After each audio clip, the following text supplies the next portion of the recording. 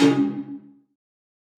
thought we played well again tonight, and after a layoff, I was concerned that we'd be a little rusty, but we weren't. Most impressive, we played a 40-minute game with only 5 turnovers. I think we only had 1 turnover at halftime, and then we had 26 offensive rebounds, and that's a big number. I wish we'd have finished a few more of them around the basket, but we definitely attacked the glass against their zone.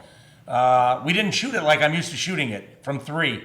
You know, our percentage wasn't what it has been, and I think that was probably more of an anomaly than anything else. I think we'll shoot the ball well against the zone.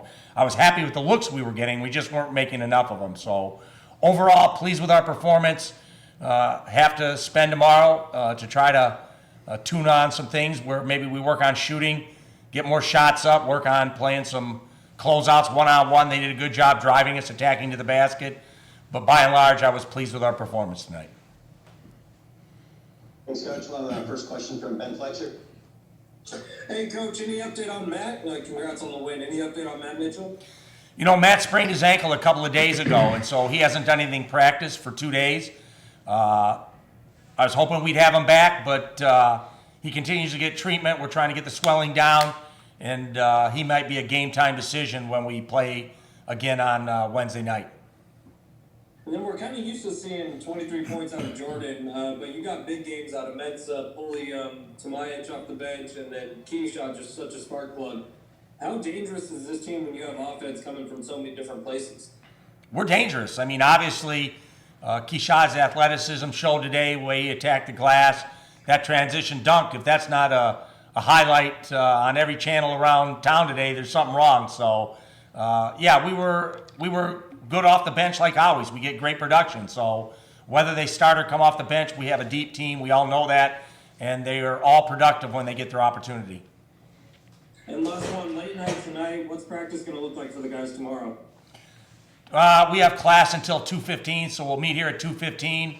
Probably have a light workout on the floor, not too much. Save some legs, but fine-tune a few things we have to for the next game. Thanks, Coach. Congrats. Thank you. Thanks, Ben. We'll go to Mark Ziegler.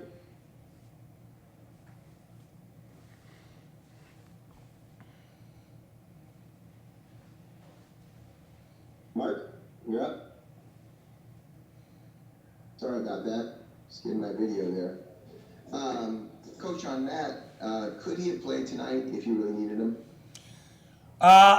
We treated him hard, and you know, he wasn't able to go. So hopefully this extra day or 2 of rest will help him, and hopefully we'll have him back. If not, we have another layoff before Fresno, so we'll have enough time to hopefully get him healed up where that ankle's feeling good. He turned it at the very end of practice 3 days ago, and he's kind of been walking without crutches and getting hard rehab every day. And he was a game-time decision, but wasn't able to go today. You know, you mentioned the layoff. The first 2 times you had layoffs, you lost games at home, and you were sluggish in large stretches of them. And tonight it was a close game for a little while, but was there something, it seemed to be something different about the energy tonight? You know, I thought our energy was good. They were aggressive offensively to start the game. We tried to jump out and hedge ball screens, and they still got downhill on us. So we made a quick adjustment early in the game, just switch 1 through 5 ball screens so we could keep a body in front of a body. And I think that slowed them down where we could get some stops and get some momentum. So credit to them. They really attacked us on our hedge to start the game, so we had to make the first game time adjustment, and I thought it was a good one. And in terms of AG, he got 10 minutes tonight, and he looked really effective. Is he a full go now, or is he still feeling the effects of the vertigo? No, I think he felt great today, you know, and we probably could have got him some more minutes, but easing him back in. He had a great first half. I think he was 3 for 3, had a bunch of rebounds, and, you know, when Keyshawn's rolling too, we're very dangerous. We have a lot of pieces, and so any given night, any one of these guys can have a big game for us. And last thing, when you look at the conference standings right now, you know, all those other teams at the top are playing each other. You're not having to play them. But it really tightened up with what happened in Reno over the weekend. How do you sort of see this race? I mean, is this thing going to go down to the wire? I think it'll go down to the end. Obviously, everybody has tough games left. And now that Nevada seems to be playing at a really high level, they're hitting stride. there's 5 teams at the top that any given night, any one of them that plays at a high level can compete. So I think it's going to go right down to the last weekend. Thank you. Thanks, Mark. Julian? Hey, this question's to the players, and I'm doing a feature on the PA announcer, and I was just wondering if you guys, despite not having fans, listen to him at all, and if that locks you in for a home game. Yeah, without any fans in the building, we really get to hear him. And when you make a lot of shots and you're rolling, it kind of gives you that confidence boost. We really appreciate it. Jordan, I also want to ask you, I saw you talking about before the game, did you feel like he was kind of itching to be out there with you? You see him in the warm-ups and all that stuff. What did you think of that? I always talk to Matt before the game. That's my guy. He always wants to play basketball. But I think tonight it was just smart to keep getting the rehab, keep getting treatment. He'll be back in no time.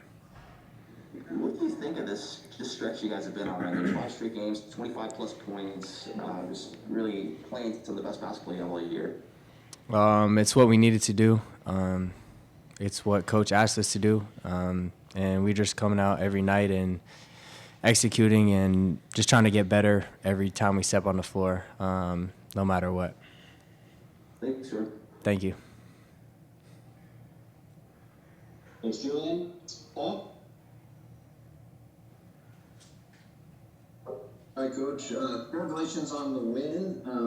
Was the pace of play tonight dictated by who you were playing, or was this the speed that you would like to see your offense play with? I mean, it all depends on who you're playing. I mean, sometimes a team can slow the game down just with their offense where you can't do a lot about it. But San Jose was playing aggressively, trying to attack first opportunity, and so it was a higher possession game. So obviously we want to get out and run. We want to score in the full court every opportunity we can, and I thought we did that tonight. And then last question to Josh, please. Could you speak a little bit about the front court and the dominance that you guys had tonight? AG's obviously coming off the Mountain West Player of the Week, and you guys as a unit were just dominant. So could you just speak to your game and the game of the players around you? We just try to stay locked in, do the job that we have to do, rebound, and bring energy to the team. And when it's our turn to shoot the ball, we will just try to put the ball in the basket pretty much. We know that we have to play at a pretty high level for the rest of the game. So, March is around the corner, and it's just like time to lock in, that's all. And then last one to Jordan, please. Jordan, great game tonight. You're obviously known as a great shooter and scorer, but you did all the little things tonight to win. What does it do for this team when its star and leader is willing to do all of the little things to be able to win? I think that's what this program is built on, doing the little things. You don't win without the little things. It doesn't matter how many points you score. You have to do everything right. And I think it's just contagious. Everyone plays that way. I think AG, when he came in the game, it was like a 2-point game, and he got a big steal. Or maybe he was even tied. He got a big steal. It says he only got 5 rebounds, but it felt like 20, really, honestly. Yeah. So I think, we all play like that, and that's why we expect to have success. We have to put the work in. Thank you. All right, Luis? Hi, this question is for Coach. Coach Kashad had himself a game tonight, bunch of rebounds, almost a double-double. How big was he in tonight's performance for your team? Keshad's been big all year. He's had a couple really breakout games, and what he did on the glass today was impressive. I think he had 12 rebounds, almost a double-double. He had 8 points. We tried to get him 2 more late in the second half to get a double-double, but it didn't happen. But Keshad played with great energy, and he plays under control, and when he's under control, he's at his best. So he just picks and chooses his opportunities, when to attack, and when he does, good things are happening. I just have one more question for Jordan. You guys had a lot of points off of turnovers tonight. How big is that, for you personally, offensively, and just for the team as a whole, when you guys can convert off of turnovers like that? Yeah, it's big. It's deflating for the opposition, and it helps us gain momentum, especially when we're pressing like that. It's a lot of effort to get up and press, and if you're smoking layups off, then you're really not rewarding yourself. So I think we did a good job converting for the most part, and a lot of those offensive rebounds and putbacks that we got was like on the third or fourth try. So I think we ended up rewarding ourselves at the end of the day. Thank you guys, appreciate it.